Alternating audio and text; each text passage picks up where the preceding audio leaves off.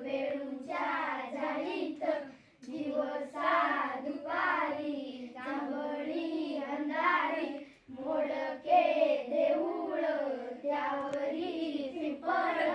पुनगे त्या ठाई राहते गेयारी चिंचांच्या शेंड्यांना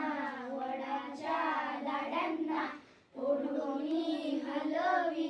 कोण गे पालवी